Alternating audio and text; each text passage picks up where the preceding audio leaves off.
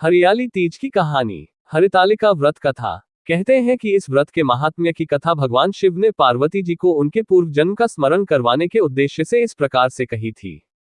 हे गौरी, पर्वतराज हिमालय पर गंगा के तट पर तुमने अपनी बाल्यावस्था में अधोमुखी होकर घोर तप किया था।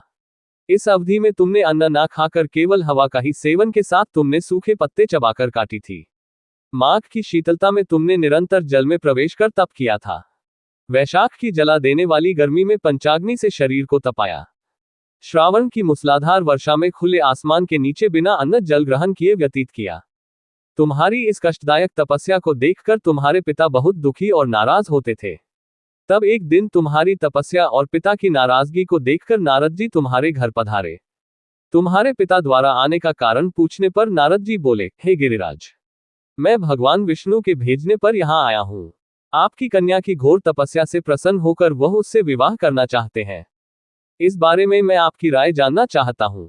नारद जी की बात सुनकर पर्वतराज अति प्रसन्नता के साथ बोले, श्रीमान, यदि स्वयं विष्णु जी मेरी कन्या का वरण करना चाहते हैं तो मुझे क्या आपत्ति हो सकती है। वे तो साक्षात ब्रह्म हैं। ये तो हर पिता की इच्छा होती है कि उसकी पुत्री सुख संपदा से युक्त पति के घर की लक्ष्मी बने। नारद जी तुम्हारे पिता की स्वीकृति पाकर विष्णु जी के पास गए और उन्हें विवाह तय होने का समाचार सुनाया। परंतु जब तुम्हें इस विवाह के बारे में पता चला तो तुम्हारे दुख का ठिकाना ना रहा। तुम्हें इस प्रकार से दुखी देखकर तुम्हारी एक सहेली ने तुम्हारे दुख का कारण पूछने पर तुमने बताया कि मैंने सच्चे मन से भगवान शिव का वरण किया है, किंतु मेरे पिता ने मेरा विवाह विष्णु जी के साथ तय कर दिया है। मैं विचित्र धर्मसंकट में हूँ। अब मेरे पास प्राण त्याग देने के अलावा कोई और उपाय नहीं बचा। तुम्हारी सखी बहुत ही समझदार थी। उसने कहा, प्राण छोड़ने का यहाँ कारण ही क्या है। संकट के समय धैर्य से काम लेना चाहिए। भारतीय नारी के जीवन की सार्थकता इसी में है कि जिसे मन से पति रूप में एक बार वरण कर लिया, जीवन पर्यंत उसी से निर्वाह करे। सच्ची आस्था और एकनिष्ठा के समक्ष तो भगवान भी असहाय है। मैं तुम्हें घनघोर वन में ले चलती हूँ जो साधना थल भी है और जहां तुम्हारे पिता तुम्हें खोज भी नहीं पाएंगे। मुझे पूर्ण विश्वास है कि ईश्वर अवश्य ही तुम्हारी सहायता करेंगे। तुमने ऐसा ही किया। तुम्हारे पिता तुम्हें घर में न पाकर बड़े चिंतित और दुखी हुए। वह सोचने लगे कि मैंने तो विष्णु जी से अपनी पुत्री का विवाह तय कर दिया है। यदि भगवान विष्णु बारात लेकर आ गए और कन्या घर पर नहीं मिली तो बहुत अपमान होगा। ऐसा विचार कर पर्वतराज ने चारों ओर तुम्हारी खोज शुरू करवा दी। इधर तुम्हारी खोज होती रही, उधर तुम अपनी सहेली के साथ नदी के तट पर एक गुफा में मेरी आराधना में लीन रहने लगी। भाद्रपद तृतीय शुक्ल को हस्त नक्षत्र था। उस दिन तुमने रेत के शिवलिंग का निर्माण किया। रात भर मेरी स्तुति में गीत गाकर जागरण किया। तुम्हारी इस कठोर तपस्या के प्रभाव से मेरा आसन हिल उठा और मैं शीघ्र ही तुम्हारे पास पहुंचा और तुमसे वर मांगने को कहा। तब अपनी तपस्या के फलीभूत मुझे अपने समक्ष पाकर तुमने कहा, मैं आपको सच्चे मन से पति के रूप में वरण कर चुकी हूँ।